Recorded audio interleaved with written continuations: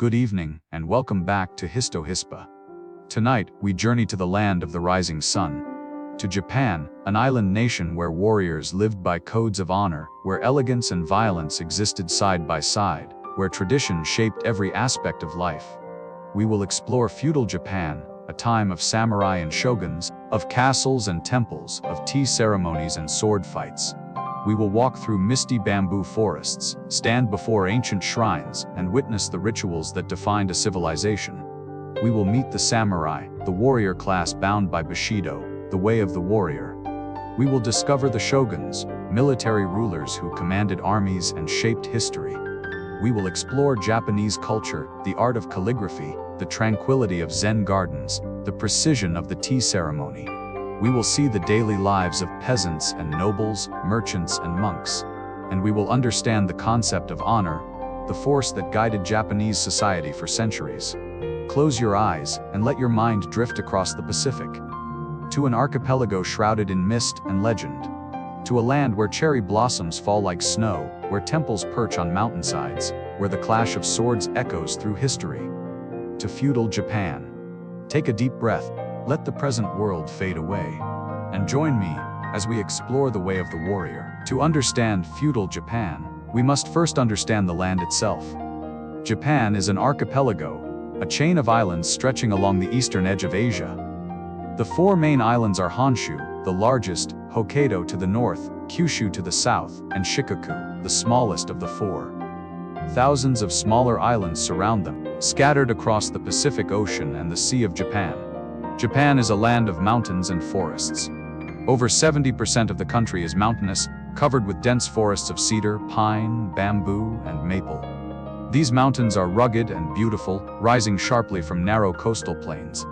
Mount Fuji, Japan's highest peak, stands at 12,388 feet, a sacred mountain, perfectly symmetrical, often capped with snow. For centuries, pilgrims have climbed Fuji, seeking spiritual enlightenment. Artists have painted it, poets have written about it, and it has become a symbol of Japan itself. The mountainous terrain made communication and travel difficult. Villages were isolated, separated by steep valleys and dense forests. This geography fostered regionalism, creating distinct local cultures and loyalties. It also made Japan defensible, protecting it from invasion. Japan is also a land of water. Rivers cascade down the mountains, carving gorges and valleys. The coastline is complex, with countless bays, inlets, and harbors. The sea surrounds the islands, providing fish and seafood, which became staples of the Japanese diet. But the sea also brought danger. Japan lies on the Pacific Ring of Fire, a zone of intense volcanic and seismic activity.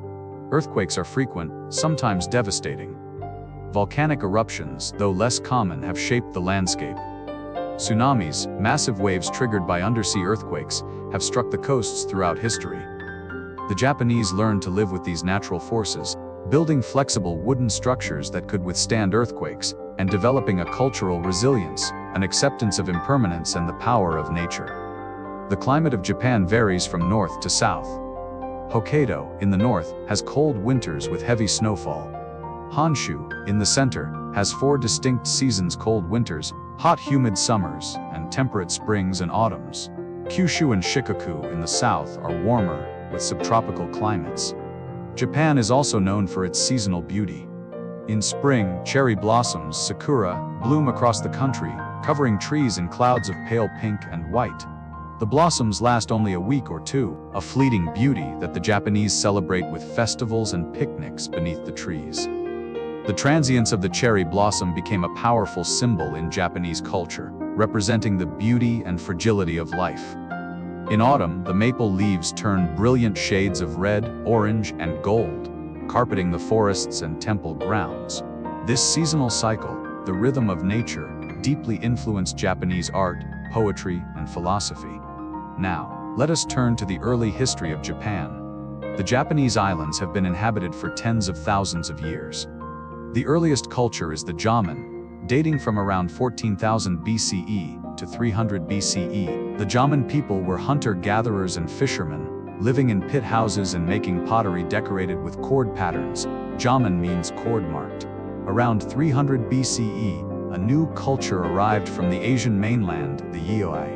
The Yai brought rice cultivation, bronze and iron tools, and weaving. They transformed Japan from a hunter-gatherer society to an agricultural one. Rice paddies spread across the plains, villages grew, and social hierarchies developed. By the 3rd century CE, Japan was divided into numerous small kingdoms and chiefdoms, often at war with each other.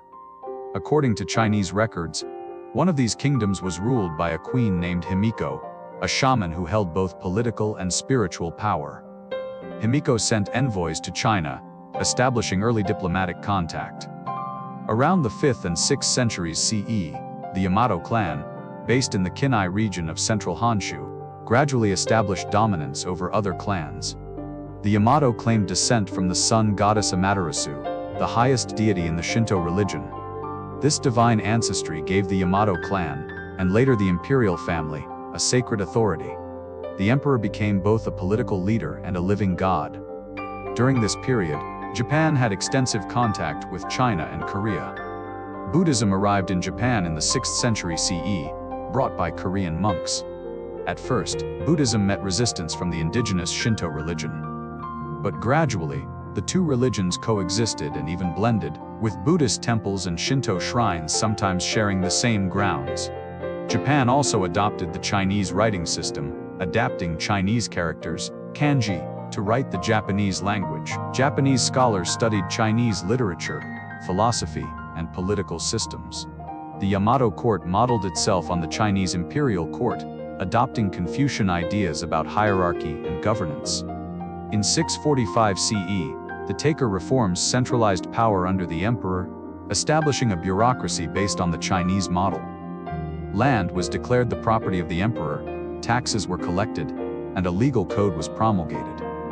In 710 CE, the capital was moved to Nara, a city built on the Chinese model, with a grid layout and grand Buddhist temples. The Nara period 710 to 794 CE saw the flourishing of Buddhist art and architecture.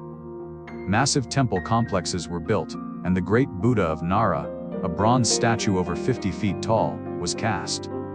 Buddhism became deeply intertwined with Japanese culture, influencing art, literature, and philosophy. In 794 CE, the capital was moved again, this time to Heian Kaiō, modern-day Kyoto. The Heian period 794 to 1185 CE is considered a golden age of Japanese culture. The imperial court at Heian Kaiō was a center of refinement and elegance.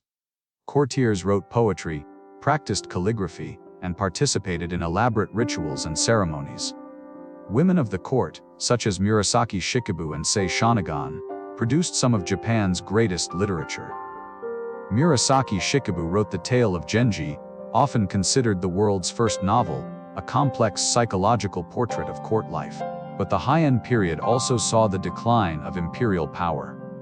The emperors became ceremonial figures, while real power shifted to the noble Fujiwara clan, who dominated the court through marriage alliances and political manipulation. Beyond the capital, regional lords, called daimyo, and their armed retainers, the samurai, grew in power. The samurai were originally hired by nobles to protect their estates and collect taxes. But as central authority weakened, the samurai became increasingly independent, forming their own power structures. By the 12th century, Japan was effectively divided between two powerful military clans, the Taira and the Minamoto. Their rivalry culminated in the Genpei War 1180 to 1185 CE, a brutal conflict that devastated the country.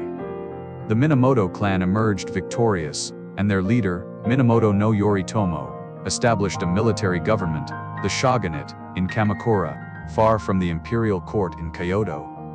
In 1192 CE, the emperor granted Yoritomo the title of shogun, short for Sei Taishogun, meaning barbarian subduing generalissimo.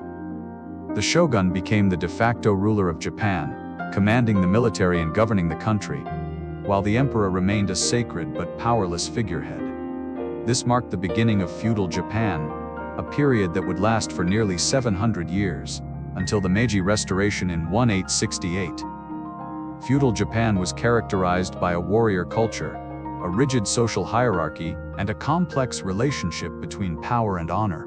It was the age of the samurai. The samurai were the military nobility and warrior class of feudal Japan. They emerged during the Heian period, initially as armed retainers serving powerful landowners. But over time, they became a distinct social class, bound by codes of conduct, wielding immense power, and shaping Japanese culture for centuries. Let us explore the rise of the samurai, their role in society, and the philosophy that guided them. The word samurai comes from the verb saburao, meaning to serve. Samurai were servants, retainers who served a lord, a daimyo, with absolute loyalty.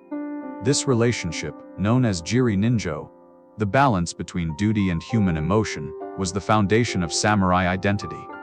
A samurai's loyalty to his lord was paramount, even above loyalty to family or self-preservation. In return, the lord provided the samurai with land, stipends, and protection. This feudal bond created a pyramid of power, the shogun at the top, the daimyo below him, the samurai serving the daimyo, and at the bottom, the peasants, artisans, and merchants who supported the entire structure. The earliest samurai were mounted archers, skilled in horseback riding and the use of the bow. The yumi, the Japanese longbow, was the primary weapon of the early samurai. They wore armor made of small iron or leather plates laced together with silk or leather cords, flexible but protective. Helmets were adorned with crests and horns, making warriors look imposing and identifiable on the battlefield. Samurai also carried swords, but initially, the sword was a secondary weapon. Over time, however, the sword became the soul of the samurai, a symbol of his status and honor. The katana, the curved single-edged sword, became the most iconic weapon of the samurai. Forged by master swordsmiths, katanas were created through a laborious process of folding and hammering high-carbon steel. The blade was razor-sharp, capable of cutting through armor and bone. But the katana was more than a weapon, it was a work of art, a sacred object. Samurai believed that the sword contained the warrior's spirit.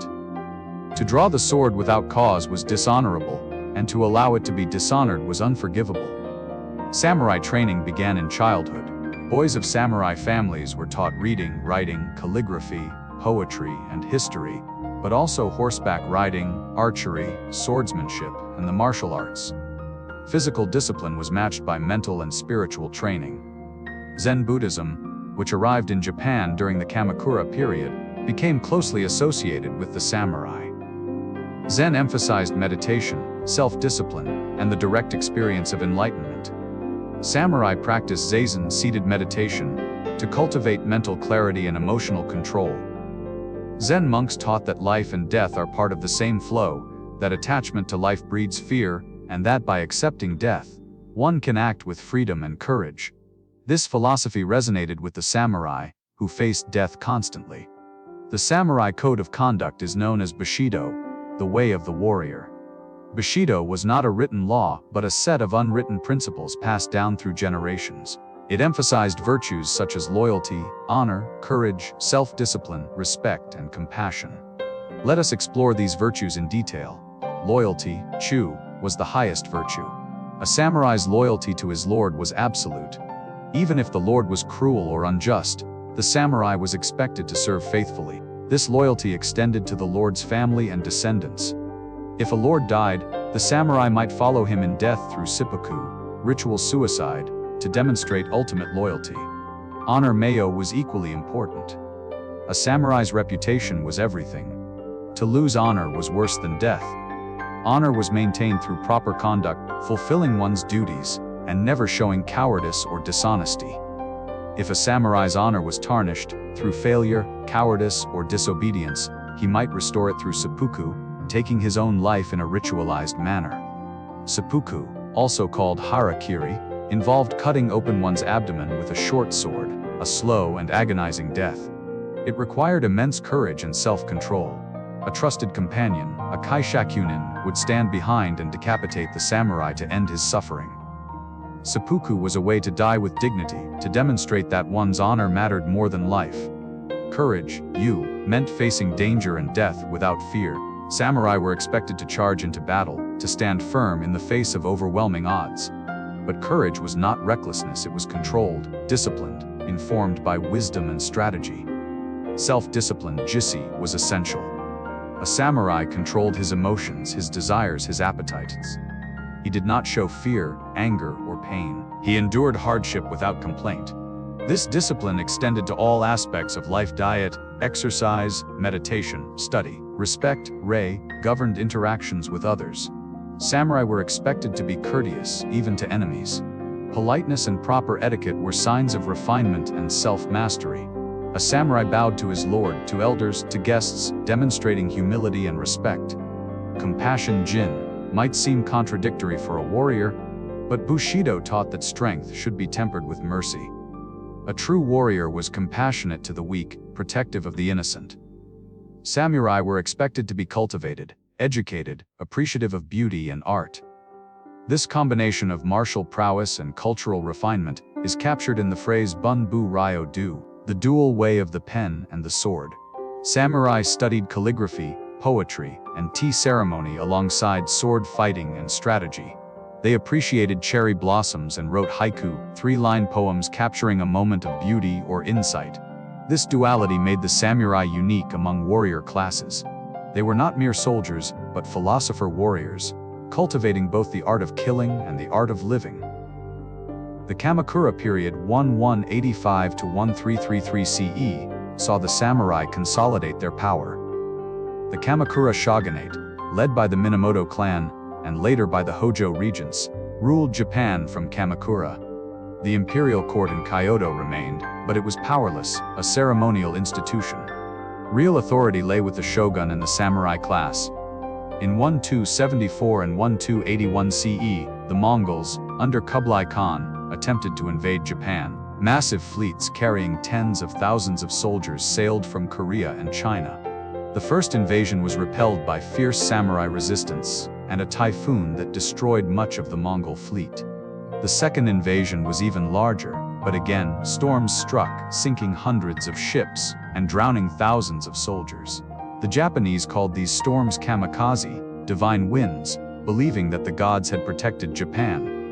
The Mongol invasions reinforced Japanese identity and the importance of the samurai as defenders of the nation. But the wars strained the economy, and the Kamakura shogunate weakened. In 1333 CE, Emperor Go-Daigo attempted to restore imperial power, leading to a brief civil war. The Kamakura shogunate fell, but imperial rule was not restored.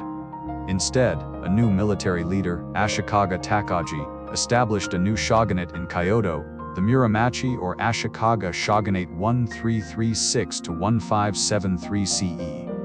The Muromachi period was marked by cultural flowering, but also by political instability. The shoguns were weak, and power was increasingly held by regional daimyo. This led to the Sengoku period, the Warring States period 1467 to 1615 CE, a century of near-constant civil war. Daimyo fought for control of territory, alliances shifted constantly, and the samurai class was tested in battle like never before. It was an age of both chaos and innovation, producing some of Japan's most famous warriors, strategists, and cultural achievements. But before we explore the Sengoku period in detail, let us turn to the daily lives of the samurai. To understand how they lived, what they valued, and how they prepared for war and death. The life of a samurai was defined by discipline, duty, and preparation.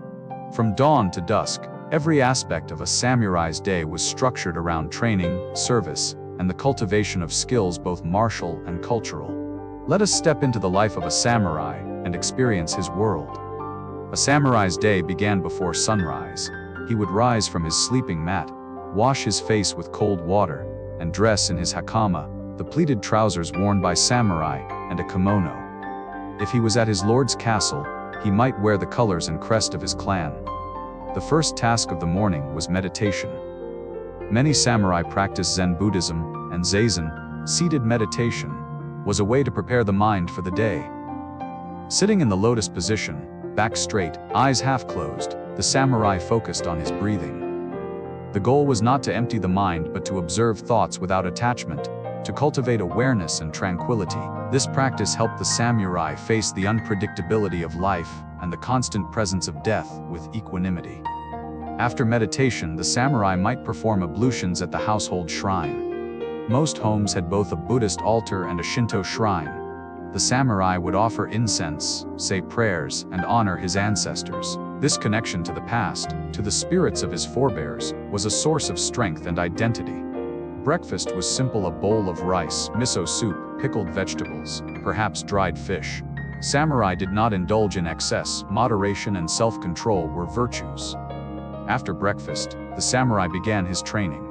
Training was constant, lifelong. Even master swordsmen practiced daily, refining their technique, maintaining their edge.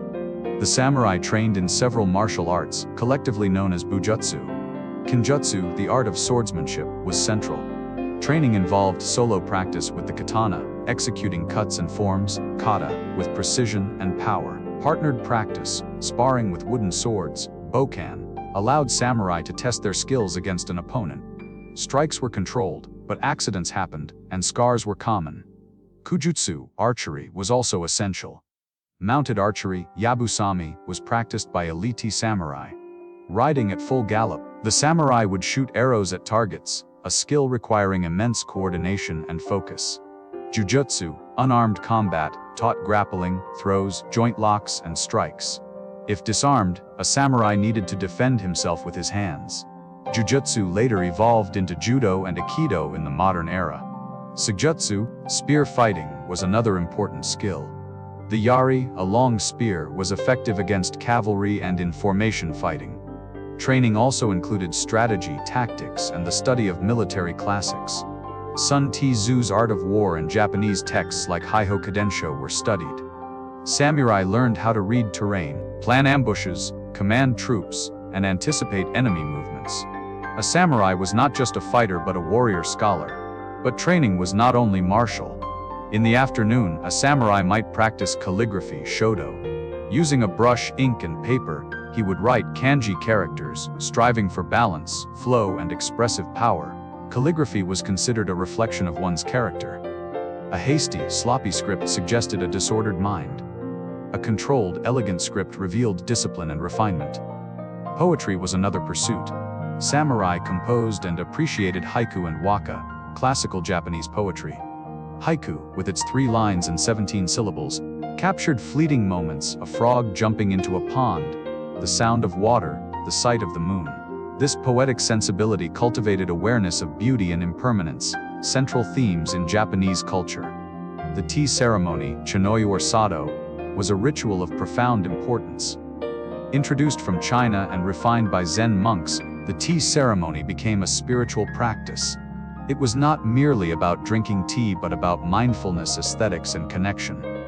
The ceremony took place in a tea room, a small, simple space with tatami mats, sliding paper doors, and a takanoma, an alcove with a scroll and a flower arrangement. The host prepared powdered green tea, matcha, with precise, deliberate movements. Every gesture had meaning: the way the tea bowl was turned, the way the tea was whisked, the way it was offered to the guest. The ceremony could last hours, conducted in silence or with minimal conversation. It was a meditation in action, a cultivation of presence and appreciation. For the samurai, the tea ceremony was a counterbalance to the violence of war. It taught patience, respect, and the beauty of simplicity. It reminded him that life, like the tea ceremony, is composed of small, transient moments to be savored. In the evening, the samurai might have duties at his lord's castle. He might serve as a guard, attend a council meeting, or participate in a formal banquet. Samurai were expected to be loyal attendants, ready to serve at a moment's notice. At banquets, samurai would sit in order of rank, eating simple meals and drinking sake. Entertainment might include music, storytelling, or performances by actors. No theater, a highly stylized form of drama combining dance, music, and masks, was popular among the samurai class. No plays often depicted ghosts, warriors, and tragic heroes, exploring themes of honor, loss, and redemption. When not in service, a samurai spent time with his family. Samurai families lived in estates granted by their lord, or in quarters within the lord's castle. The household was hierarchical. The father was the unquestioned head, the mother managed domestic affairs, and children were raised with strict discipline. Sons were groomed to become samurai, daughters to become suitable wives for other samurai. Marriage was often arranged for political alliances, but affection and respect could grow. A samurai wife was expected to be strong, capable, and loyal. She managed the household, raised the children, and, in some cases, defended the home if her husband was away at war. Some samurai women trained in naginata, a polearm weapon, and there are records of women fighting alongside men. Children's education began early. Boys learned to read and write, studied Confucian texts emphasizing filial piety and loyalty, and began martial training. Discipline was strict, disobedience was punished, sometimes harshly. The goal was to instill self-control, respect for authority, and the values of Bushido. As night fell, the samurai retired to his room. He might read by candlelight, a scroll of poetry or a military treatise. Or he might sit quietly, reflecting on the day, contemplating his duties and his mortality. Samurai were taught to meditate on death. A famous saying goes, "The way of the samurai is found in death." This did not mean seeking death recklessly, but rather accepting it, being prepared for it at any moment. By living as if each day might be his last, the samurai could act with freedom, without fear or hesitation. This attitude is captured in the concept of ekigo ikki, one time, one meeting. Every encounter, every moment, is unique and will never come again. Therefore, one should give full attention, full respect, full presence to each moment. This philosophy permeated samurai culture, influencing everything from the tea ceremony to battle tactics. Let us now turn to the equipment and appearance of the samurai, the physical symbols of his status and identity. The samurai's armor, yorai or do, was both functional and symbolic. Traditional armor consisted of small iron or leather plates, kazane, laced together with silk or leather cords to form larger sections. These sections protected the chest, back, shoulders, and thighs, while allowing flexibility for movement. Samurai also wore a helmet, kabuto, often elaborately decorated with crests, horns, or masks. The helmet's design served both practical and psychological purposes. It protected the head and intimidated enemies. Face masks, mempo, protected the face, and sometimes featured fierce, demonic expressions to strike fear into opponents. The armor was often lacquered in bright colors: red, black, gold, and adorned with the family crest, the mon. This made the samurai identifiable on the battlefield, important for command and control, but also for honor. A samurai's deeds in battle were witnessed and recorded, and his reputation depended on being recognized. The katana, as mentioned, was the soul of the samurai. It was worn thrust through the belt, cutting edge up on the left side, allowing for a quick draw. The drawing and cutting technique iaido was itself an art form. A samurai could draw his sword and strike in a single fluid motion, faster than the eye could follow. Alongside the katana, the samurai carried a shorter sword, the wakizashi. Together, the katana and wakizashi were called daisho, big and little. Only samurai were allowed to wear the daisho, and it was a mark of their status. The wakizashi was also used for seppuku, ritual suicide. Samurai also carried practical items: a small knife, kazuka, for utility purposes, a writing set, and sometimes a fan, tessen, which could double as a weapon. Everything a samurai carried had a purpose, and nothing was frivolous. This utilitarian aesthetic extended to samurai homes and possessions. Simplicity, functionality, and beauty were valued.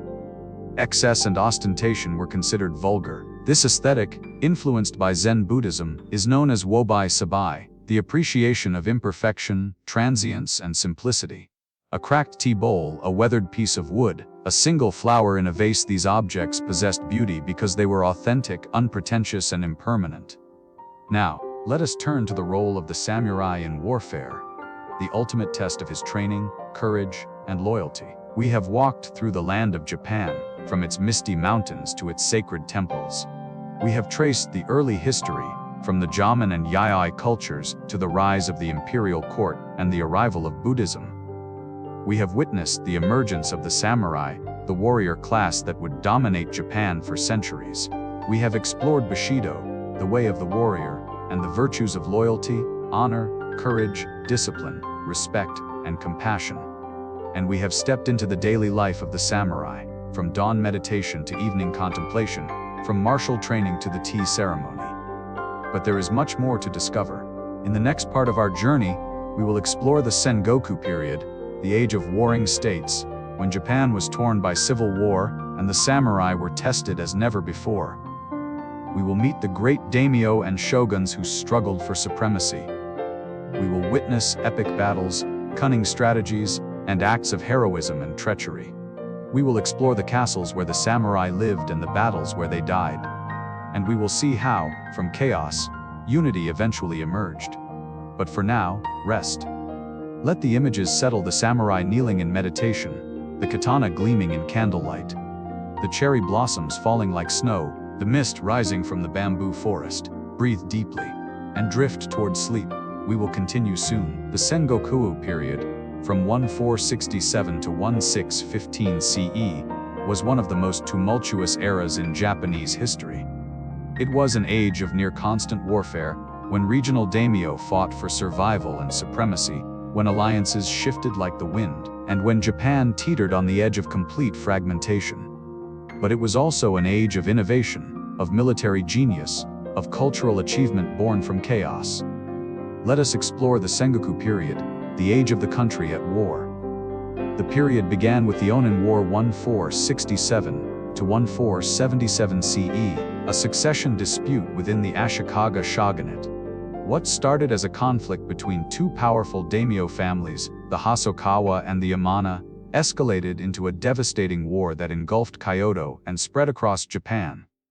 The capital was burned, the shogunate weakened, and central authority collapsed. In the power vacuum that followed, regional daimyo became independent rulers, governing their domains as autonomous states. These daimyo were called Sengoku daimyo, warring states' lords.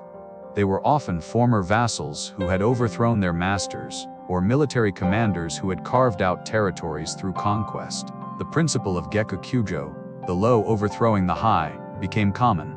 Loyalty to one's lord remained a samurai virtue, but pragmatism and survival often took precedence. Betrayal, assassination, and strategic marriage alliances were tools of statecraft. The Sengoku period was Darwinian: only the strongest, smartest, and most ruthless survived.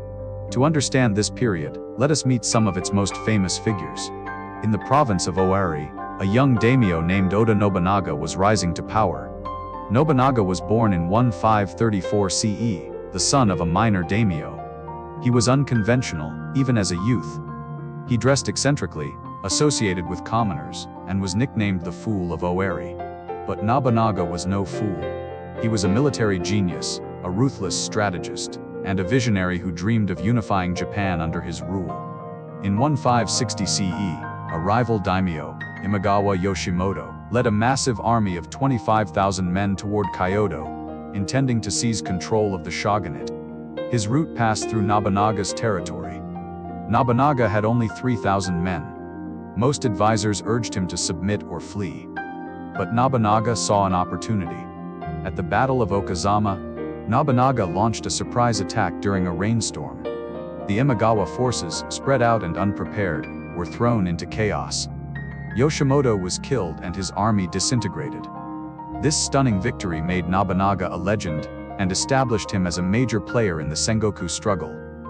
Nobunaga continued his conquests, using innovative tactics and technology.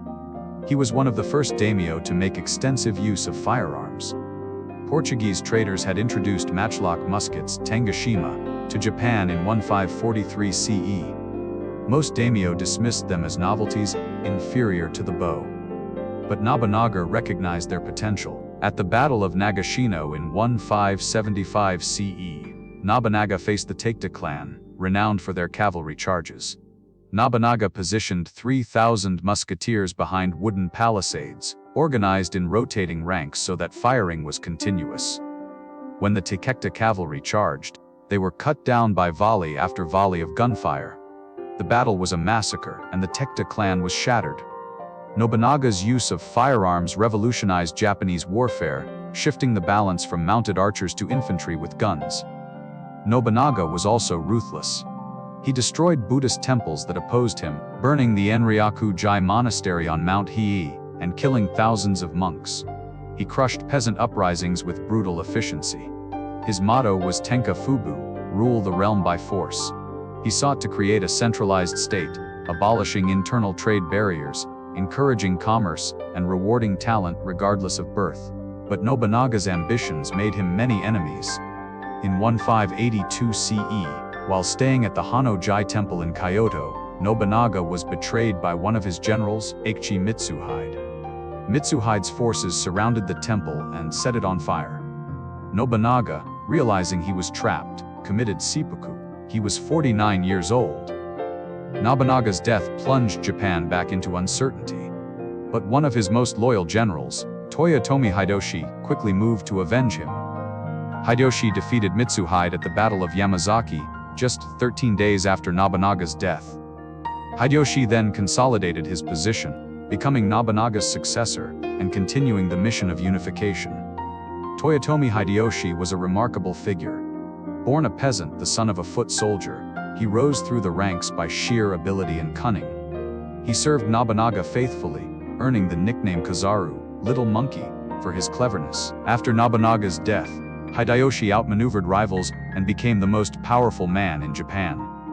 By 1590 CE, Hideyoshi had unified Japan, bringing all the daimyo under his control.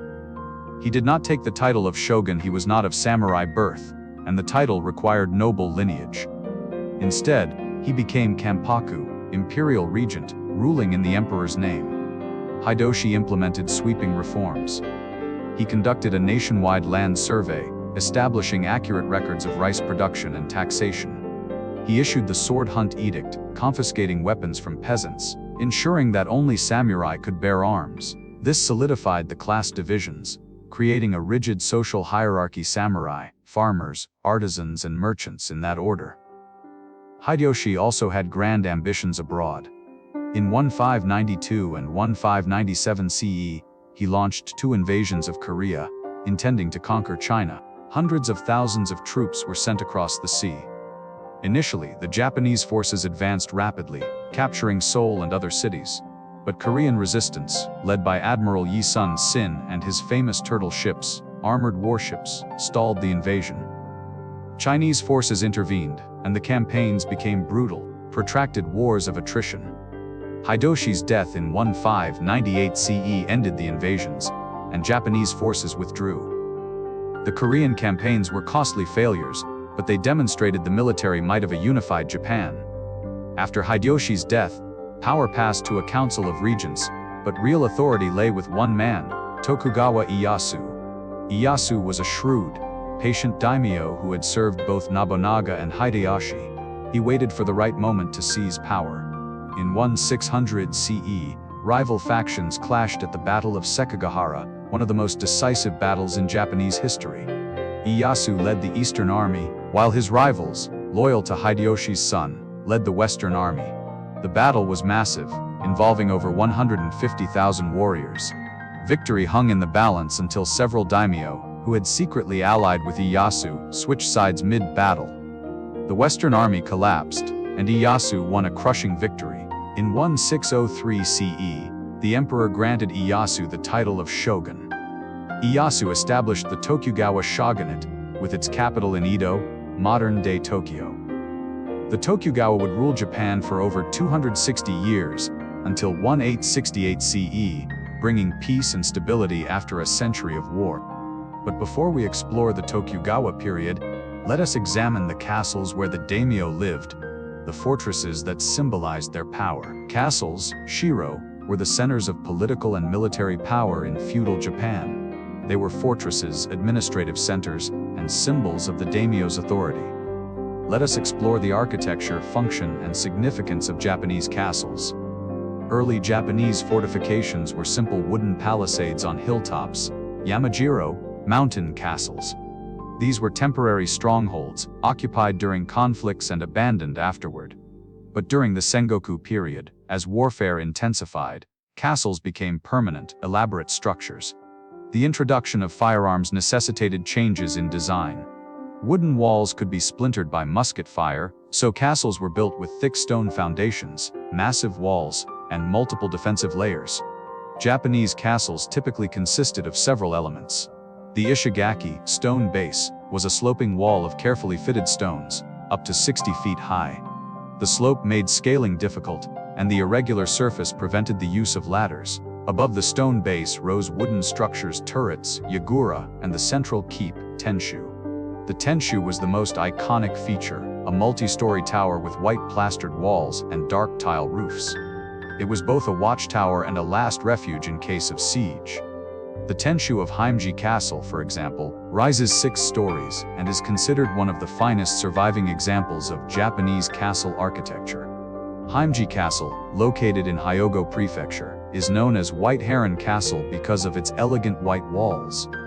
It was completed in its current form in 1609 CE by the daimyo Icd Teramasa. The castle features a complex defensive design, a maze of gates, walls, and passages designed to confuse attackers. If enemies breached the outer walls, they would find themselves trapped in courtyards, surrounded by towers from which defenders could rain arrows and musket fire. The paths to the tenshu twist and turn, forcing attackers into kill zones. Even the walls have hidden loopholes, sama, through which defenders could shoot without being seen. Heimji Castle was never tested in battle, but its design demonstrates the sophisticated military thinking of the period.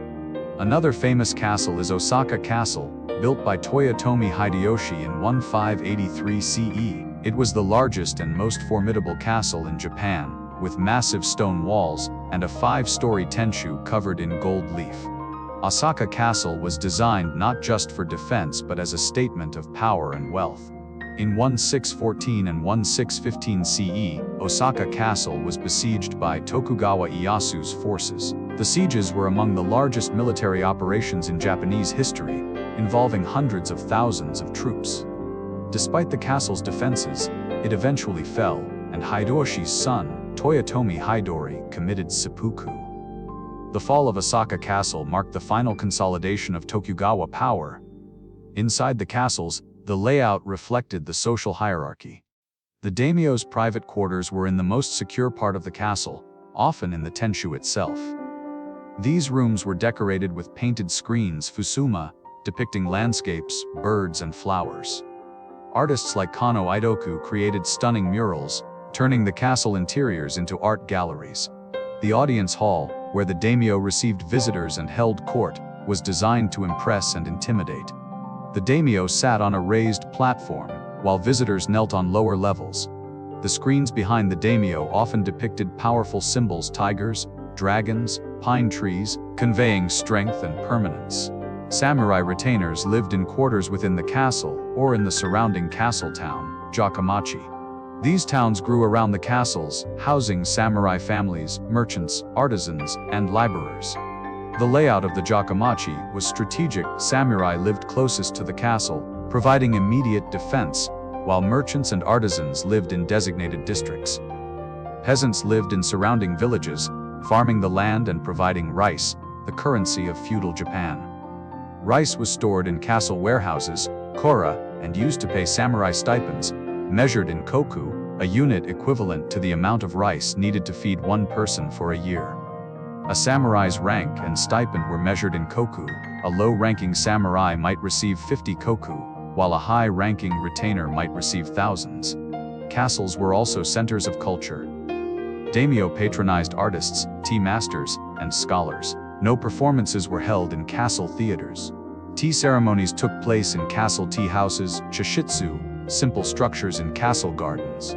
These gardens, designed to evoke natural landscapes in miniature, featured ponds, streams, stones, and carefully pruned trees. Walking through a castle garden was a meditative experience, a respite from the harsh realities of war. The castle, therefore, was not merely a military installation but a microcosm of Japanese feudal society, embodying power, culture, hierarchy, and aesthetics. The Sengoku period produced many legendary samurai, warriors whose deeds became the stuff of myth and whose philosophies continue to inspire. Let us meet some of these figures and explore the battles that defined the age. Miyamoto Musashi, perhaps the most famous samurai of all, was born around 1584 CE. Musashi was a Ronin, a masterless samurai, who spent his life perfecting the art of swordsmanship. He fought his first duel at age 13, killing a renowned swordsman.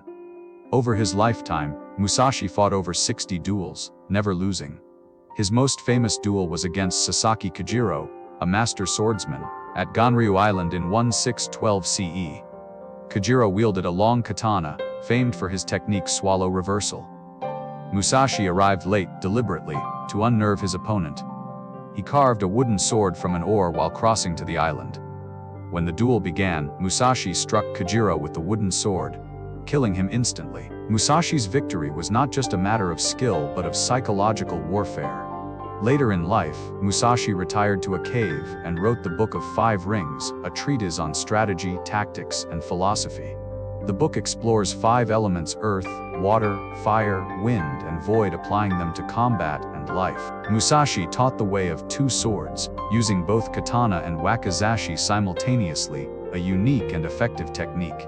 His philosophy emphasized adaptability, awareness, and the importance of understanding the enemy.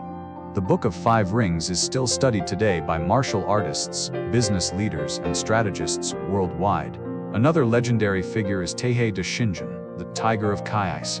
Shinjin was a powerful daimyo who ruled Kai Province, modern-day Yamanashi Prefecture, during the 16th century. He was a brilliant military strategist, employing innovative tactics and espionage. Shinjin's rivalry with another great daimyo, Usugi Kenshin, the Dragon of Echigo, is legendary. The two fought 5 major battles at Kawanakajima between 1553 and 1564 CE. These battles were fierce but inconclusive, neither side able to gain decisive victory. The 4th battle, in 1561 CE, was particularly brutal. According to legend, Kenshin personally attacked Shinjin, riding into his camp and striking at him with a sword. Shinjin defended himself with his war fan, Gunbi, and Kenshin retreated. The respect between these 2 warriors was immense. They are said to have exchanged poetry and gifts even while at war. When Shinjin died in 1573 CE, Kenshin reportedly wept, saying he had lost his greatest rival. Another famous samurai is Date Masamune, the one-eyed dragon. Masamune lost an eye to smallpox as a child, but this did not hinder his rise to power. He became daimyo of the Date clan at age 18, and expanded his territory through conquest and diplomacy. Masamune was known for his distinctive crescent moon helmet and his bold, flamboyant personality. He was also a patron of the arts and encouraged trade with Europe. Masamune sent an embassy to the Pope in Rome in 1613 CE, one of the few instances of direct contact between Japan and Europe during this period. The Sengoku period was also marked by the involvement of warrior monks, Sohei. These were Buddhist monks who took up arms, defending their temples and participating in political conflicts. The Icio Ikki, communities of warrior monks and peasants, united by the Jodo Shinshu Buddhist sect, were particularly formidable. They controlled entire provinces, establishing autonomous republics governed by religious councils. Oda Nobunaga fought protracted wars against the Ikkyo Ikki, eventually crushing them through sieges and massacres. The role of ninja, shinobi, also deserves mention. Ninja were covert agents, spies, and assassins employed by daimyo for espionage and sabotage. Unlike the samurai, who valued open combat and honor, ninja used stealth, deception, and unconventional weapons. They gathered intelligence, infiltrated enemy castles, and assassinated key figures. The most famous ninja clans, the Iga and Koga, operated in the mountainous regions of central Japan. Their techniques, ninjutsu, included disguise, poisons, explosives, and psychological warfare. While ninja have been romanticized in popular culture, historical records confirm their existence and effectiveness. Tokugawa Ieyasu employed ninja from the Iga clan during his campaigns, using them to gather intelligence and spread disinformation. The Sengoku period was a crucible that forged the samurai class into the disciplined, skilled warriors we associate with feudal Japan. The constant warfare honed their abilities, and the philosophy of Bushido gave meaning to their struggles. From this chaos emerged leaders capable of unifying Japan and establishing lasting peace. We have journeyed through the Sengoku period, the age of warring states, when Japan was torn by civil war and the samurai were tested in fire and blood.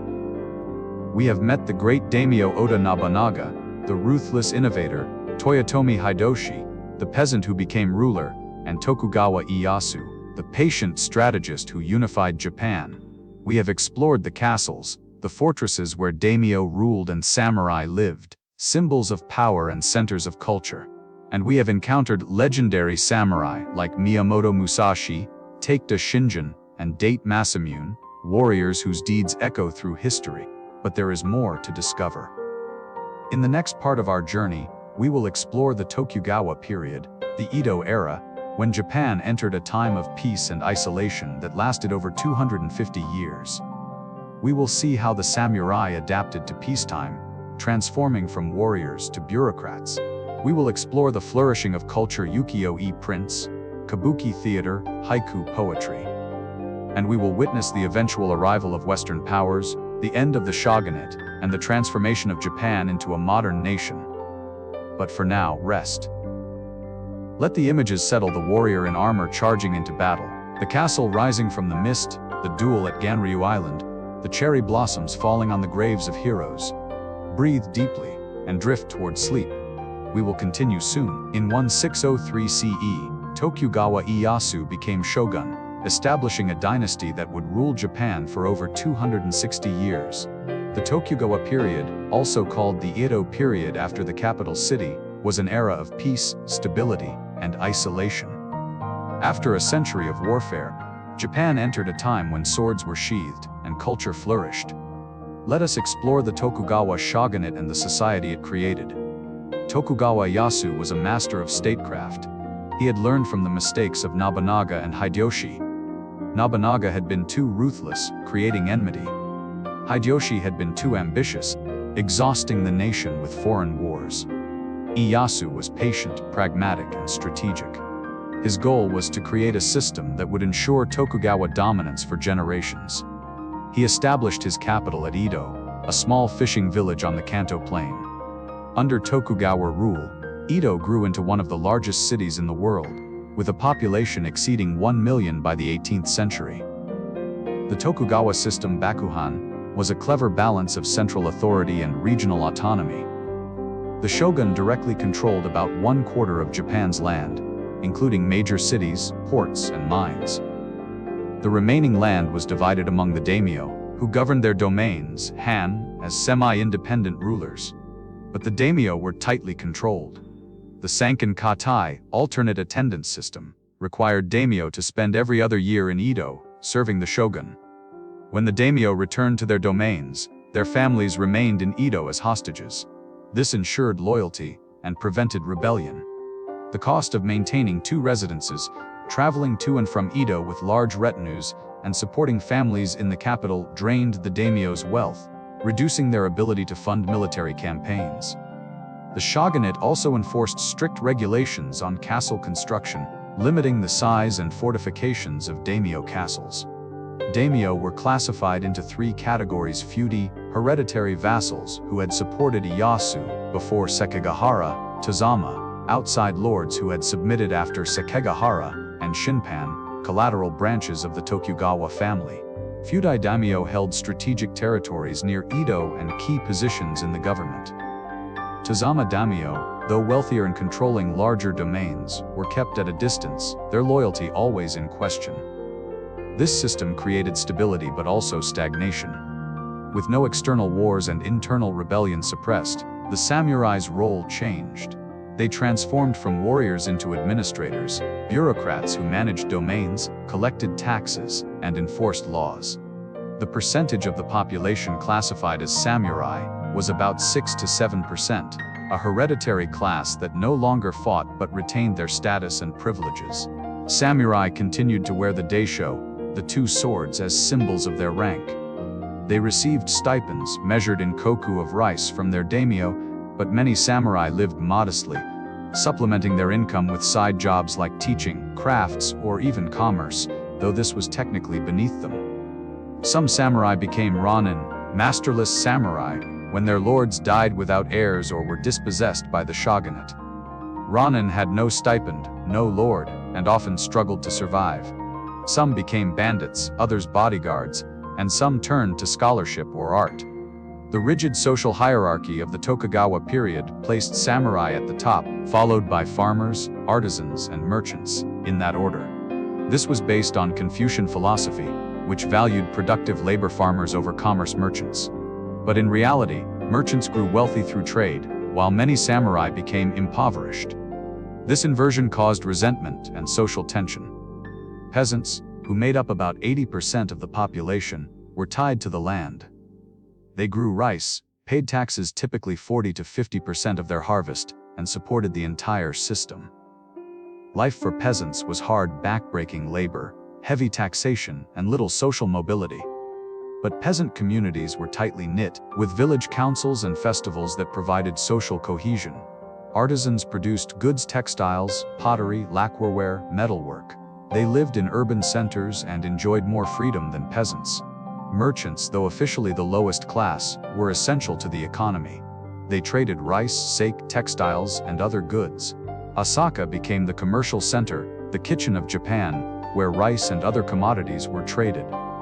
Wealthy merchant families, like the Mitsui, amassed fortunes, lending money to daimyo and even the shogunate.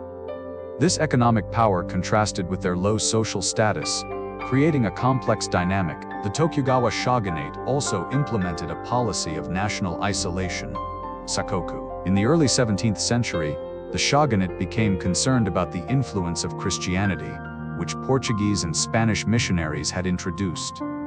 Converts numbered in the hundreds of thousands, and the shogunate feared that Christians would be loyal to the Pope rather than the shogun. In 1637 CE, a Christian-led peasant rebellion erupted at Shimabara. The rebels, besieged in Hara Castle, held out for months before being slaughtered by shogunate forces. In response, the shogunate expelled all foreigners, banned Christianity, and closed Japan to the outside world. Only a small Dutch trading post on the island of Dejima, in Nagasaki harbor, was allowed to remain. Dutch traders were confined to the island and permitted limited trade under strict supervision. China and Korea were also allowed restricted trade. This isolation lasted over 200 years, preserving Japanese culture but also limiting technological and intellectual exchange. Despite isolation, or perhaps because of it, the Edo period saw a cultural renaissance. With peace and prosperity, the arts flourished. Literature, theater, painting, poetry, and crafts reached new heights. Let us explore this cultural flowering. The Edo period was a time of extraordinary cultural vitality. With the samurai class no longer focused on warfare, and with growing urban populations and merchant wealth, culture became a central aspect of life. Let us explore the arts, entertainment, and daily life of Edo, Japan. Edo, the capital, was a bustling metropolis. It was divided into districts: the Yamanote, hilly areas where samurai and daimyo lived, and the Shitamachi, low-lying areas where merchants, artisans, and laborers lived. The Shitamachi was vibrant, crowded, and lively. Markets, shops, theaters, and pleasure quarters filled the streets. The Yoshiwara, Edo's licensed pleasure district, was a world unto itself. Behind its walls, courtesans, geisha, and entertainers catered to wealthy merchants and samurai. The Yoshiwara was glamorous and tragic. Women sold into service, some achieving fame and fortune, others living lives of hardship. Geisha, literally art person, were skilled entertainers trained in music, dance, conversation, and the tea ceremony. They were not courtesans but sophisticated companions, and their culture became emblematic of Japanese refinement. Theater thrived in Edo. Kabuki, a form of drama combining acting, music, and dance, became wildly popular. Kabuki plays featured historical dramas, romances, and tales of revenge. The actors, all male, wore elaborate costumes and makeup, and their performances were highly stylized. Famous Kabuki actors, like the Onagata, men who specialized in playing women, became celebrities. Their images were sold as woodblock prints, and fans followed their careers passionately. Another form of theater, bunraku, puppet theater, also flourished. Large, intricately crafted puppets, operated by multiple puppeteers, performed on stage while a narrator, Teiyu, recited the story, accompanied by shamisen, a three-stringed instrument. Bunraku plays, often written by the playwright Chikamatsu Monzeman, explored themes of duty, love, and sacrifice. One famous play, The Love Suicides at Senzaki, depicted lovers who, unable to be together in life, committed double suicide, dying together in death. These tragic romances resonated with audiences, reflecting the tensions between social obligation jiri, and human emotion, ninjo. Literature flourished as well. Haiku poetry, pioneered by Matsuo Basho in the 17th century, reached its peak. Haiku is a 17-syllable poem in 3 lines 575 syllables, capturing a moment of insight or beauty. Basho traveled throughout Japan, writing haiku inspired by nature and the seasons. His most famous haiku is an old pond a frog jumps in, the sound of water. This simple image evokes stillness, transience, and the interconnectedness of all things. Haiku became a meditative practice, encouraging mindfulness and appreciation of the present moment. Other poets like Yozabu Zan and Kobayashi Issa continued the tradition, each bringing their unique voice. Prose literature also thrived. Ihara Saikaku wrote novels about the lives of merchants, courtesans, and townspeople, capturing the vibrancy and contradictions of urban life. His works, like The Life of an Amorous Man, explored themes of desire, ambition, and the fleeting nature of pleasure. Visual arts reached new heights with ukiyo-e, pictures of the floating world. Ukiyo-e were woodblock prints depicting kabuki actors, beautiful women, landscapes, and scenes from daily life. Artists like Hokusai and Hiroshige created iconic images that defined the aesthetic of the Edo period. Hokusai's 36 views of Mount Fuji, including the Great Wave off Kanagawa, became one of the most famous works of Japanese art. The print shows a massive wave about to crash over boats, with Mount Fuji serene in the background, a meditation on nature's power and beauty. Hiroshige's landscape series, 53 Stations of the Takedo, depicted the journey along the Takedo Road from Edo to Kyoto, capturing the changing seasons and scenes of travelers.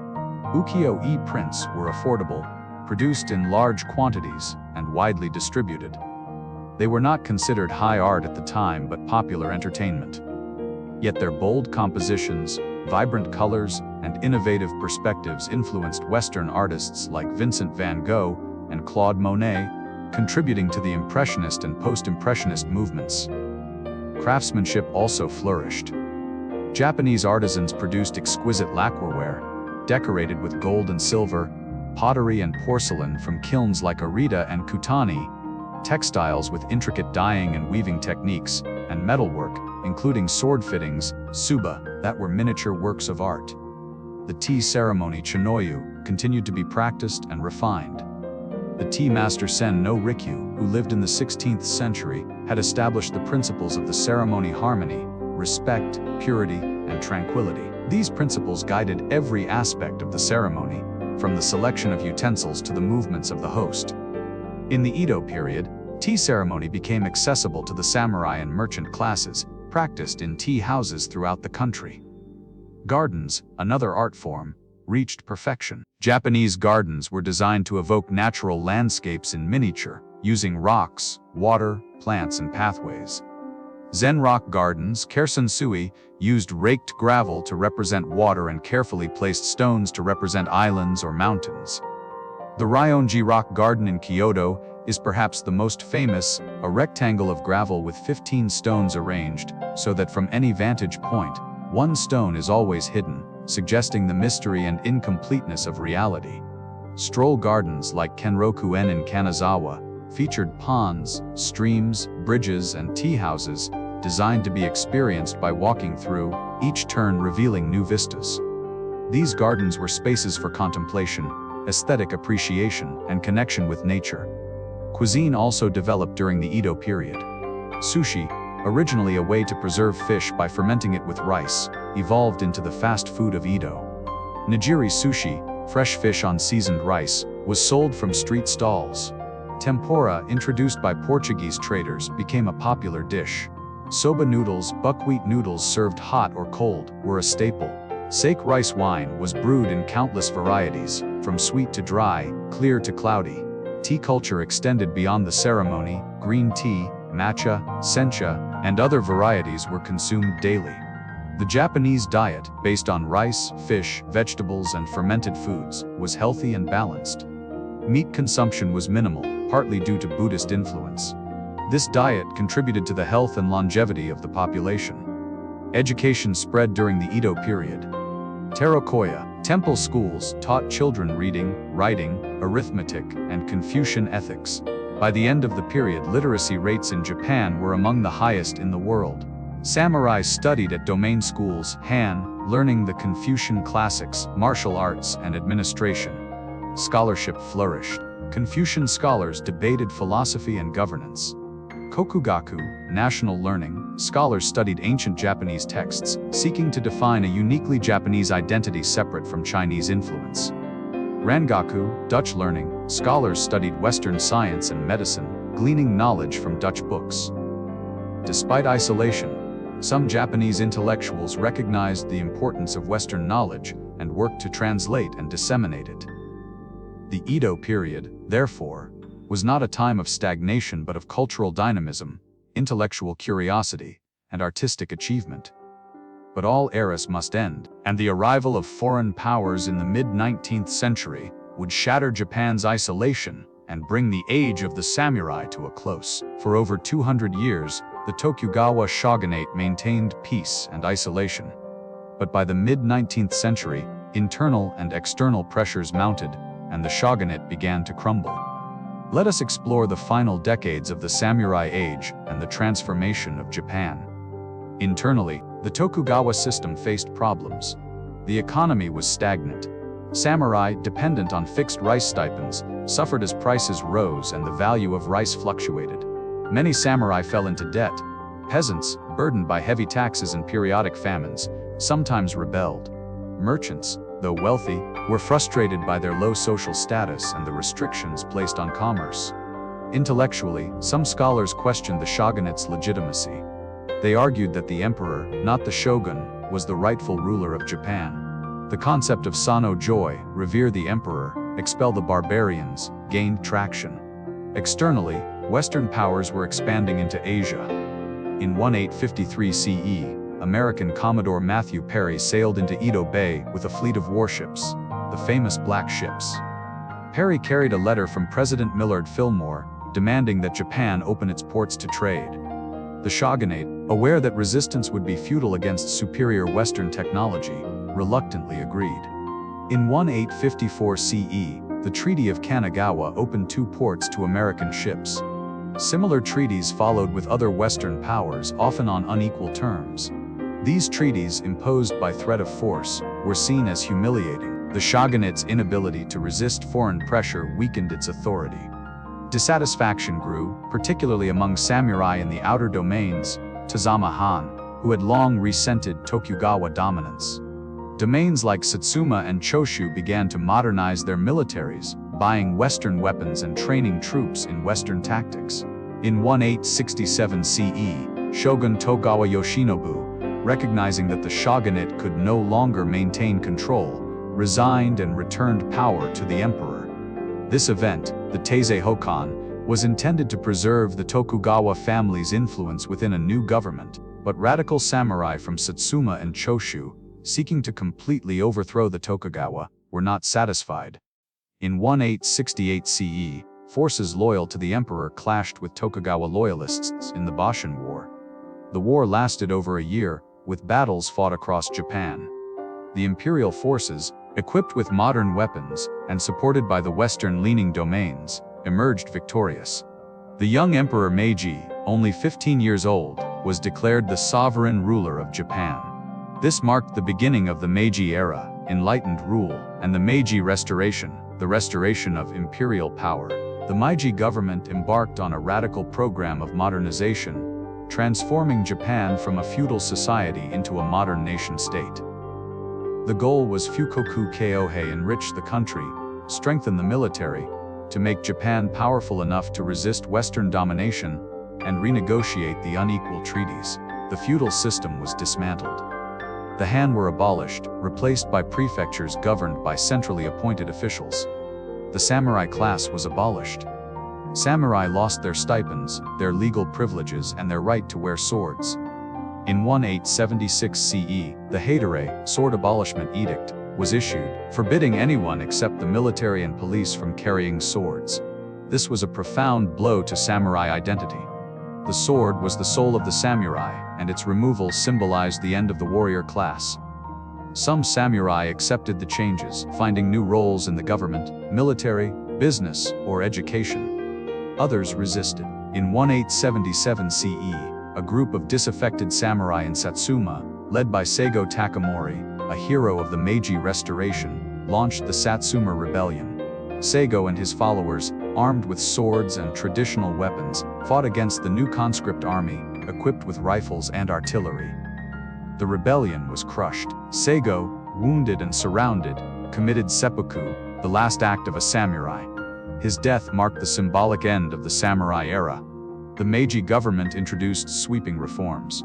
A modern military was created, based on conscription, with all male citizens required to serve, regardless of class. The samurai's monopoly on military service ended. Western-style education was introduced, with compulsory schooling for boys and girls. Universities were established, and students were sent abroad to study science, law, medicine, and engineering. Industrialization began. Factories, railroads, telegraphs, and modern infrastructure transformed Japan. Western technology and institutions were adopted selectively, adapted to fit Japanese culture and needs.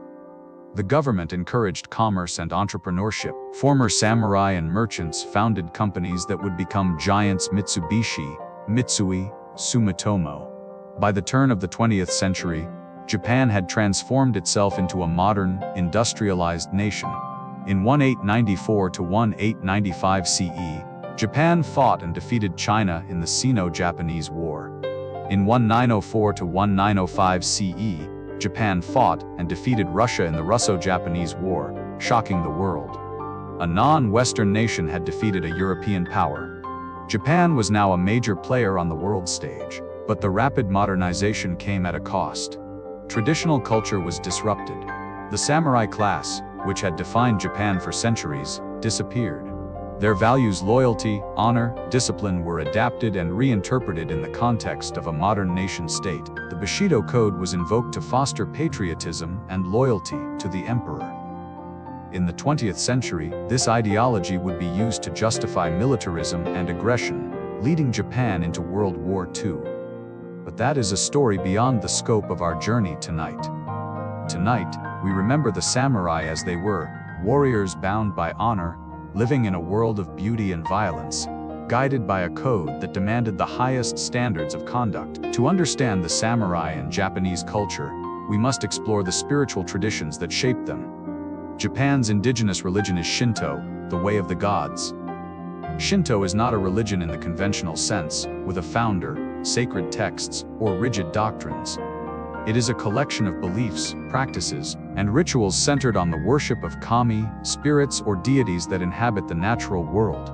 Let us explore Shinto and its influence on Japanese life. Kami are everywhere. They reside in mountains, rivers, trees, rocks, and the sea. They are also the spirits of ancestors, great heroes, and emperors. Kami are not omnipotent or omniscient like the gods of monotheistic religions. They are powerful, often benevolent, but also capricious. They must be honored and appeased through rituals and offerings. Shinto shrines, jinya, are sacred spaces where kami are worshipped. A shrine might be a grand complex with multiple buildings, like the Ai's Grand Shrine, or a simple structure in a forest clearing. The entrance to a shrine is marked by a torii, a gate usually painted red or orange, symbolizing the transition from the mundane to the sacred. Walking through the torii, one enters the realm of the kami. Before approaching the shrine, visitors purify themselves at a water basin, temazuya. They rinse their hands and mouth, a ritual cleansing of body and spirit. At the main hall, Hayden, visitors offer prayers. They might toss a coin into the offering box, ring a bell to summon the kami, clap their hands twice to show respect, bow, and silently pray. The prayers are often simple requests for health, success, protection, or gratitude for blessings received. Shinto emphasizes purity, hari, and the removal of impurity, kegare. Birth and death, while natural, are considered sources of impurity. Rituals of purification, such as bathing, fasting, or offering prayers, restore purity. Shinto festivals, matsuri, are joyful celebrations of the kami. Each shrine has its own festival, often tied to agricultural cycles or historical events. During matsuri, the kami is paraded through the streets in a portable shrine, mikoshi, carried by townspeople.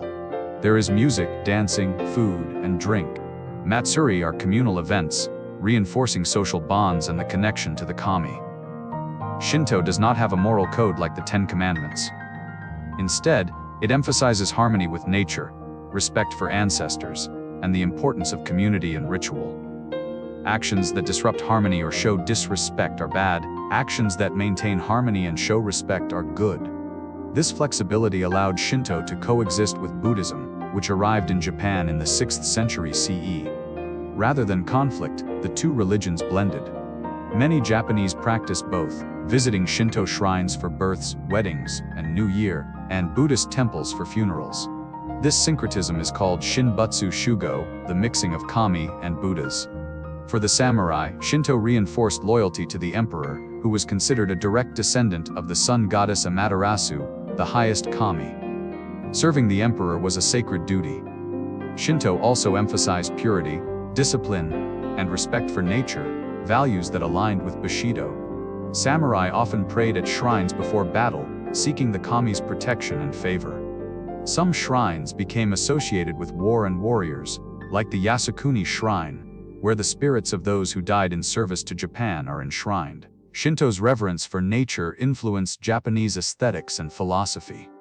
The love of cherry blossoms, the appreciation of seasonal changes, the design of gardens all reflect Shinto values. Nature is not something to be conquered, but something to be harmonized with, respected, and celebrated. Buddhism arrived in Japan in the 6th century CE, brought from China via Korea. Over time, various schools of Buddhism took root in Japan. But the school most closely associated with the samurai is Zen Buddhism. Let us explore Zen and its profound influence on samurai culture. Zen, or Chan in Chinese, is a school of Mahayana Buddhism that emphasizes meditation and direct insight into the nature of reality. The word Zen comes from the Sanskrit dhyana, meaning meditation. Zen was introduced to Japan in the 12th and 13th centuries by monks who had studied in China. Two major Zen sects established themselves, Rinzai and Soto. Rinzai Zen, founded by Eisai, emphasized sudden enlightenment achieved through rigorous meditation and the use of koans, paradoxical questions or statements. A famous koan is "What is the sound of one hand clapping?" Koans cannot be solved through logic or reasoning. They are designed to frustrate the rational mind, forcing the student to break through conceptual thinking and experience reality directly. A student might meditate on a koan for months or years, presenting their understanding to the Zen master in private interviews, dokuzen. If the student's answer reveals genuine insight, the master might accept it. If not, the student returns to meditation. Soto Zen, founded by Dogen, emphasized shikantaza, just sitting, a form of meditation without objects or goals. The practitioner sits in zazen, observing thoughts and sensations without attachment or judgment. Enlightenment, in Soto Zen, is not a sudden event, but the continuous practice of zazen itself. Dogen taught that sitting in zazen is the manifestation of Buddha nature, the inherent enlightenment present in all beings. Why did Zen appeal to the samurai? First, Zen offered a practical method for cultivating mental discipline and clarity. Meditation trained the mind to remain calm and focused, even in life-threatening situations. A samurai who could quiet his mind could act decisively, without hesitation or fear. Second, Zen taught the impermanence of all things. Life and death are part of the same flow. Clinging to life breeds fear and attachment, which cloud judgment. By accepting death, the samurai could act with freedom and spontaneity. This attitude is captured in the Zen concept of mushin, no mind or empty mind. Mushin is a state of mental clarity where the practitioner acts without conscious thought, responding naturally and immediately to circumstances. In swordsmanship, mushin means reacting to an opponent's attack without thinking, the body moving on its own, trained by years of practice. This is the ideal state for a samurai in combat. Third, Zen emphasized simplicity and authenticity. Ornate rituals, complex philosophies, and scriptural study were secondary to direct experience. Zen monks lived simply, ate simply, and practiced zazen. This minimalist aesthetic resonated with the samurai, who valued functionality and disdained excess. Zen monks also served as advisors to daimyo and shoguns. Monks like Taquan Soho, who lived in the 17th century, wrote treatises on Zen and swordsmanship, explaining how Zen principles could be applied to martial arts. Taquan's The Unfettered Mind taught that the mind should not dwell on any single thought or object, but flow freely, responding to each moment. Zen also influenced the arts. Ink painting sumi-e, practiced by Zen monks, used minimal brushstrokes to suggest rather than depict. A single stroke could evoke a bamboo stalk, a bird in flight, a mountain in mist. The empty space on the paper was as important as the painted areas, representing the void, the formless source of all forms. Calligraphy, as practiced by Zen monks, was an expression of the artist's state of mind. A brushstroke made in mushin carried a spontaneous dynamic energy. The tea ceremony, as refined by Sen no Rikyu, was deeply influenced by Zen. The ceremony's emphasis on simplicity, presence, and ritual echoes Zen practice. The tea room, the careful preparation of tea, the mindful consumption, all are meditative acts.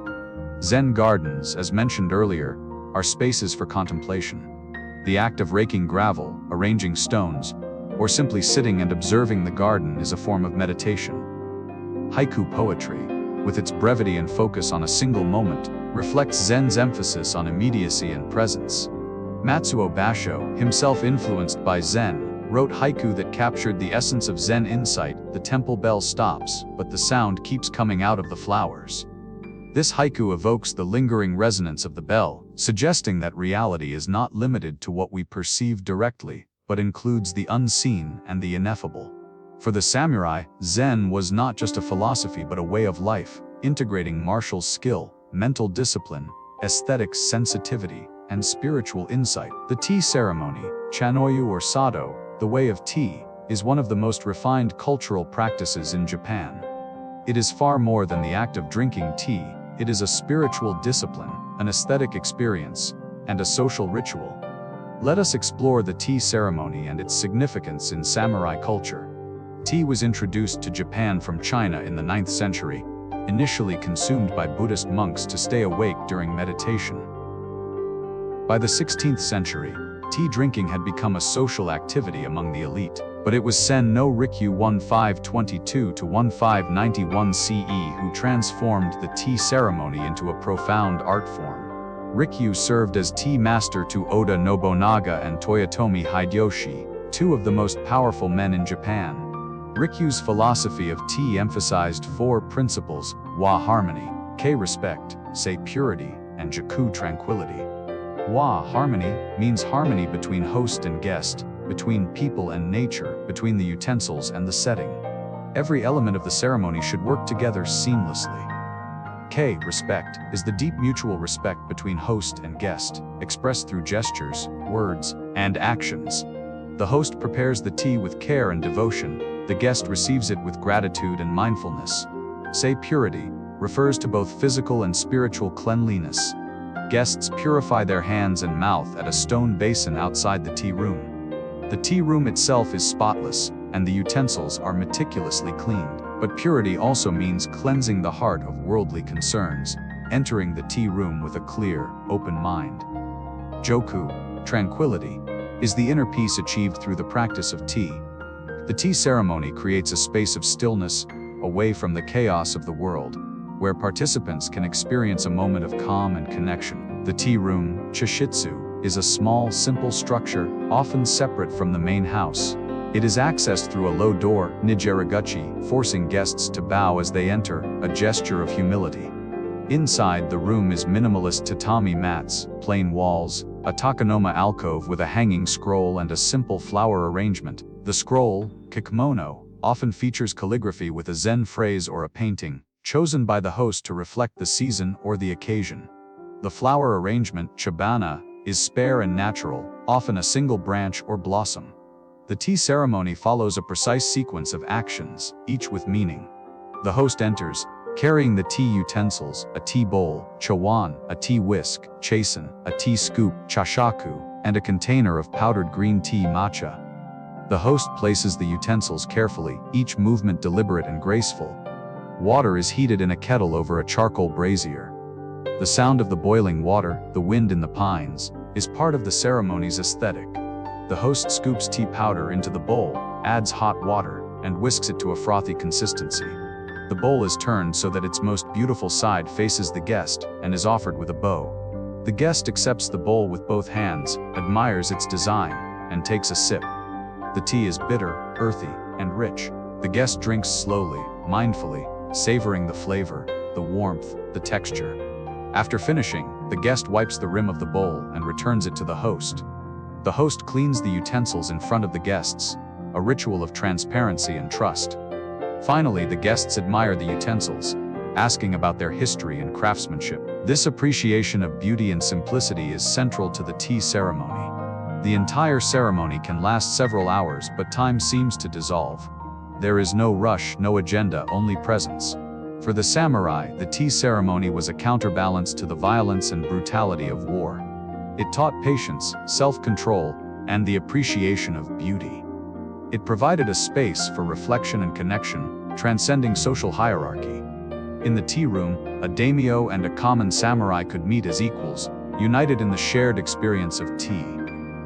Some samurai even carried portable tea sets into battle, practicing the ceremony in the midst of war, a defiant assertion of culture and humanity. Sen no Rikyu's influence extended beyond tea. His aesthetic, wabi-sabi, the appreciation of simplicity, imperfection, and transience, shaped Japanese culture. Wabi refers to rustic simplicity, the beauty of humble, unpretentious things. Sabai refers to the beauty of age and wear, the patina of time. A chipped tea bowl, a weathered wooden post, a faded scroll, these objects possess wabi-sabi, a beauty that comes from authenticity and impermanence. This aesthetic is visible in Japanese architecture, gardens, crafts, and even cuisine. It is a philosophy of finding beauty in the imperfect, the impermanent, the incomplete, a profound and deeply human approach to life. We have explored the philosophy and culture of the samurai, but what did Bushido mean in practice? How did these ideals manifest in the lives and deaths of real samurai? Let us examine stories and examples that illuminate the samurai code. Loyalty, Chu, was the supreme virtue. A famous example is the story of the 47 Ronin, one of the most celebrated tales in Japanese culture. In 1701 CE, a daimyo named Asano Naganori was provoked by a court official, Kira Yoshinaka, and drew his sword in the shogun's palace, a grave offense. For this, Asano was ordered to commit seppuku, and his domain was confiscated. Asano's retainers became Ronin, masterless samurai, their lord gone, their livelihoods lost. 47 of these Ronin, led by Oishi Yashio, secretly plotted revenge. They knew that Kira would be on guard, so they feigned disinterest, dispersing and living in apparent disgrace. Oishi pretended to become a drunkard, frequenting brothels and living in squalor, to convince Kira's spies that he posed no threat. After nearly 2 years, Kira's guard dropped. On a snowy night in 1703 CE, the 47 Ronin attacked Kira's mansion. They overcame his guards, found Kira hiding, and offered him the chance to die honorably by seppuku. When he refused, they beheaded him. They carried Kira's head to their lord's grave and placed it there as an offering, avenging Asano's death. The Ronin then surrendered to the authorities, fully expecting to be executed. Their act was both loyal and illegal. They had taken the law into their own hands. The shogunate faced a dilemma. The Ronin had acted with supreme loyalty, a value deeply respected, but they had also violated the law. After much debate, the shogunate ordered the Ronin to commit seppuku, allowing them to die as samurai, rather than be executed as criminals. The 47 Ronin complied, and their loyalty and sacrifice became legendary. They were buried next to their lord, and their graves became sites of pilgrimage. The story of the 47 Ronin embodies the samurai ideals of loyalty, honor, and the willingness to sacrifice everything for one's lord. It also illustrates the tension between duty and law, and the tragic beauty that Japanese culture finds in such conflicts. Another example is the concept of junshi, following one's lord in death.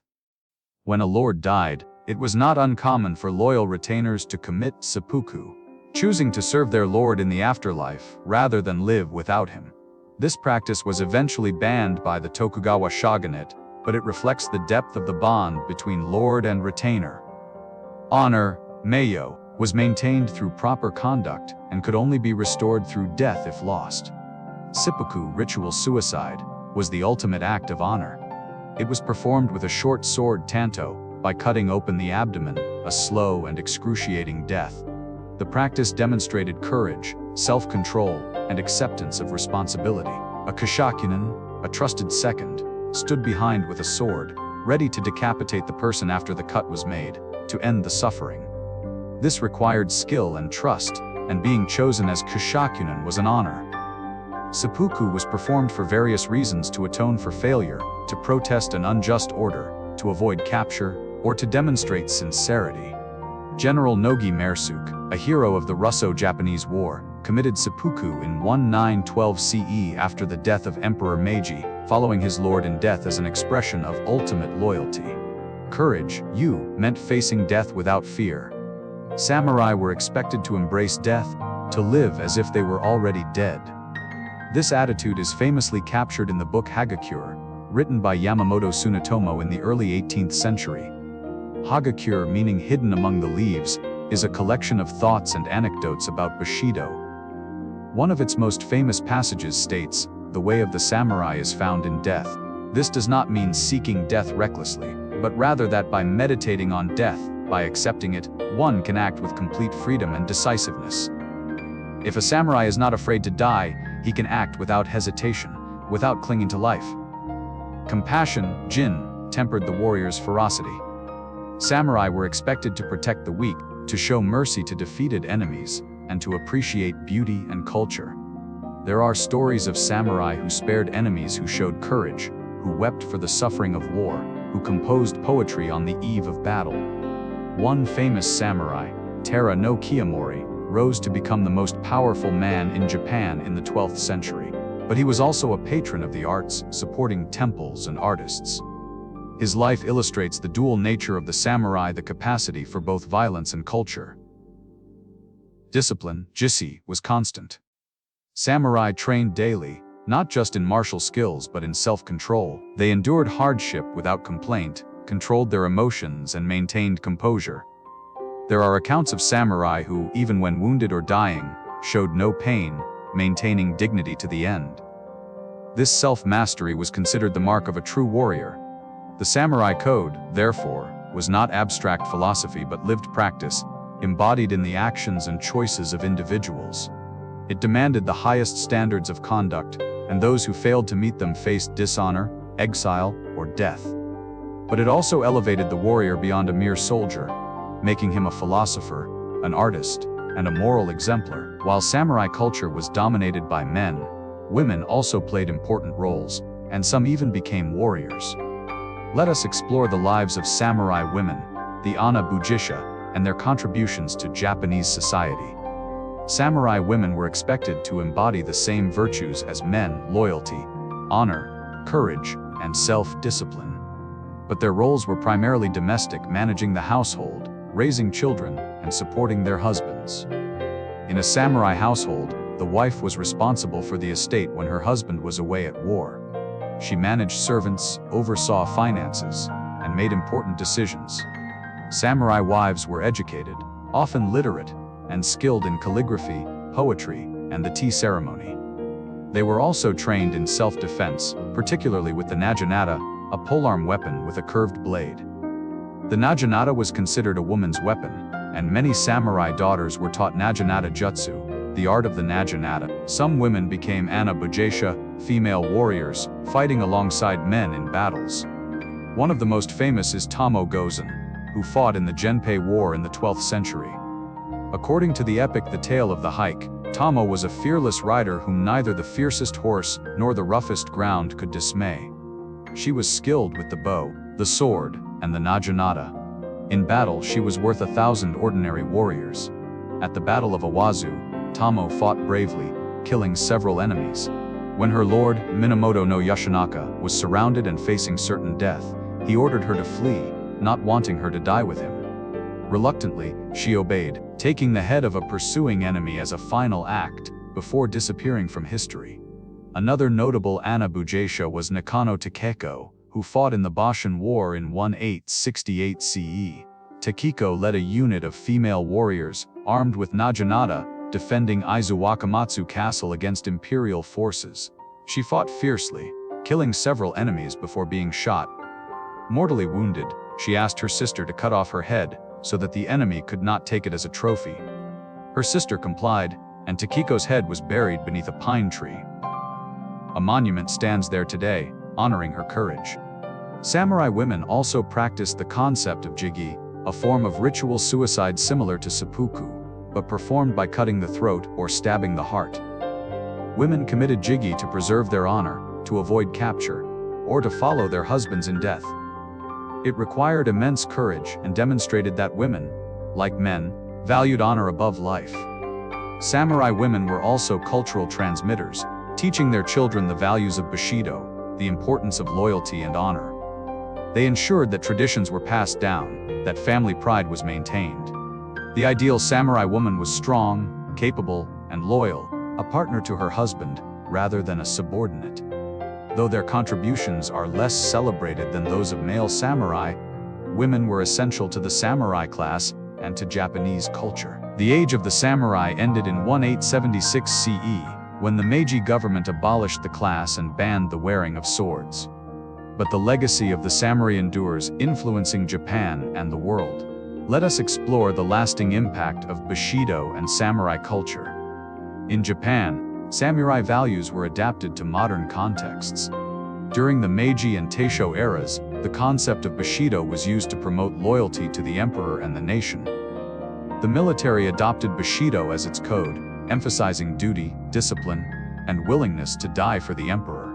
This ideology reached its extreme during World War II. Kamikaze pilots, suicide attackers who flew planes into enemy ships, were portrayed as modern samurai, sacrificing their lives for the nation.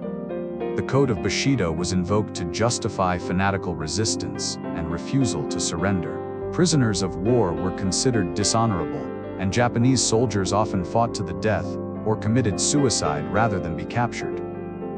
This militaristic interpretation of Bushido, critics argue, distorted the original philosophy, emphasizing blind obedience over the compassion and wisdom that true Bushido encompassed. After Japan's defeat in 1945 CE, the country underwent profound transformation.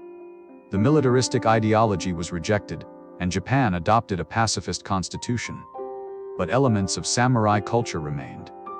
The emphasis on discipline, loyalty, and hard work persisted. Japanese corporations adopted some samurai values: lifetime employment, loyalty to the company, hierarchical structures. The concept of ganbaru, persevering through hardship, echoes samurai resilience. In the arts, the samurai remain iconic. Films, novels, manga, and anime celebrate samurai stories. Director Akira Kurosawa's films, such as Seven Samurai and Yojimbo, brought samurai to international audiences, influencing filmmakers like George Lucas and Quentin Tarantino. Martial arts, descendants of samurai combat techniques, spread worldwide. Judo, kendo, aikido, and karate, all rooted in samurai training, are practiced by millions. These arts teach not just physical skills but mental discipline, respect, and self-improvement, values drawn from Bushido. The tea ceremony, Zen meditation, haiku poetry, and Japanese aesthetics, all influenced by samurai culture, have become global phenomena. People around the world practice zazen, attend tea ceremonies, compose haiku, and appreciate Japanese design. The samurai have also become symbols in popular culture. The image of the lone swordsman, the wandering Ronin, the honorable warrior, resonates across cultures. Characters like the Jedi in Star Wars, influenced by samurai, embody similar ideals: discipline, honor, sacrifice. Video games, from Ghost of Tsushima to Sekiro, allow players to experience samurai life, exploring themes of honor, duty, and redemption. But beyond entertainment, Bushido offers philosophical insights relevant to contemporary life. The emphasis on discipline and self-mastery is valuable in any endeavor. The acceptance of impermanence and death can lead to a more mindful, present way of living. The integration of martial prowess and cultural refinement, the dual way of the pen and the sword, suggests that strength and sensitivity are not opposites but complements. The concept of jiri ninjo, balancing duty and human emotion, remains a challenge in modern societies, where personal desires often conflict with responsibilities. The samurai's approach, prioritizing duty but acknowledging the pain of sacrifice, offers a nuanced perspective. The aesthetic principles of simplicity, authenticity, and appreciation of imperfection, wabi sabi, offer an antidote to consumer culture's obsession with perfection and excess. Finding beauty in the imperfect, the transient, the incomplete, can lead to a more fulfilling, grounded life. Of course, the samurai way is not without flaws. The rigid hierarchy, the emphasis on obedience, and the glorification of death are problematic.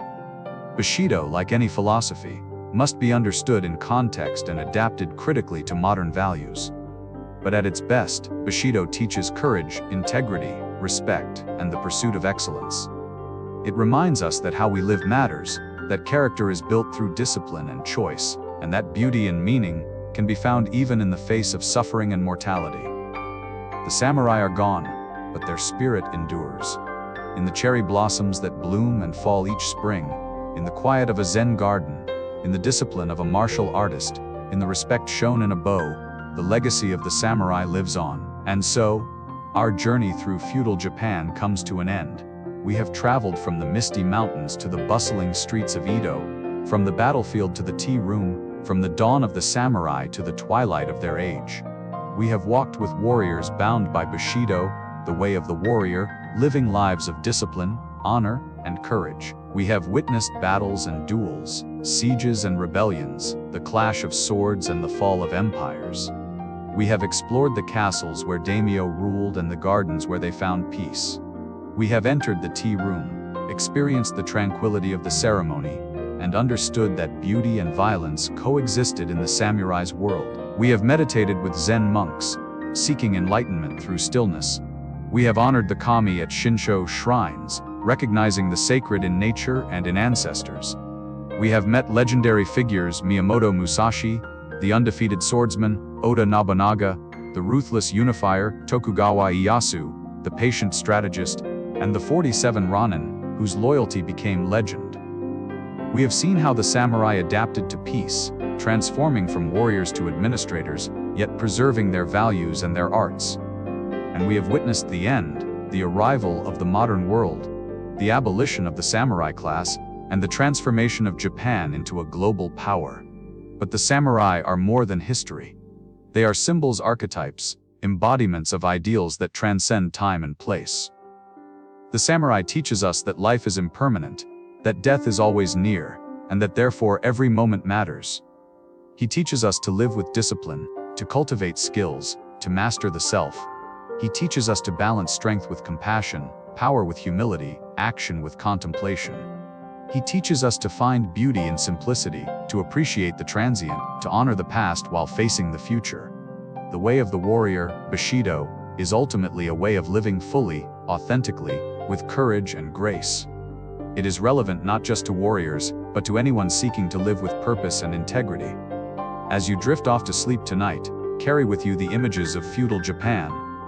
The samurai kneeling in meditation, the katana gleaming in the moonlight, the cherry blossoms falling like snow, the castle rising from the mist, the tea master preparing tea with perfect mindfulness, the Zen gardens raked stones reflecting the void, the warrior charging into battle unafraid, the poet composing haiku beneath the stars, the monk sitting in zazen, seeking truth. All these images are part of the rich tapestry of Japanese culture, a culture that honors both the sword and the chrysanthemum, both the warrior and the artist. Sleep well, knowing that honor, courage, and beauty are timeless, that the human spirit can rise to greatness even in the harshest circumstances. And may the spirit of the samurai inspire you, guiding you toward a life of discipline, compassion, and mindful presence. Good night. And may your dreams be filled with cherry blossoms, temple bells, and the distant sound of a bamboo flute carried on the wind. From Histo Hispa, thank you for joining this journey through feudal Japan. This has been the 6th in our series of ancient and historical civilizations. We have explored Mesopotamia, the cradle of civilization; Greece, the birthplace of democracy and philosophy; medieval Europe, the age of knights and cathedrals; the Vikings, the seafaring warriors of the north; ancient China, the empire of the dragon; And now, feudal Japan, the land of the samurai. Each civilization has offered unique insights, achievements, and lessons. Together, they represent the diversity and richness of human history.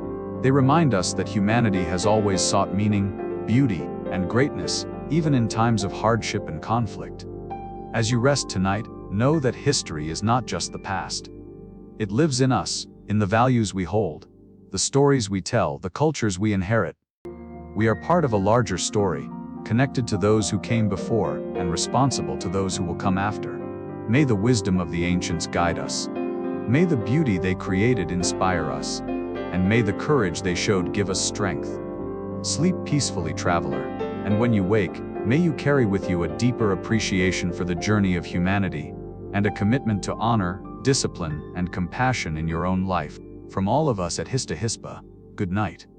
And thank you for being part of this timeless journey.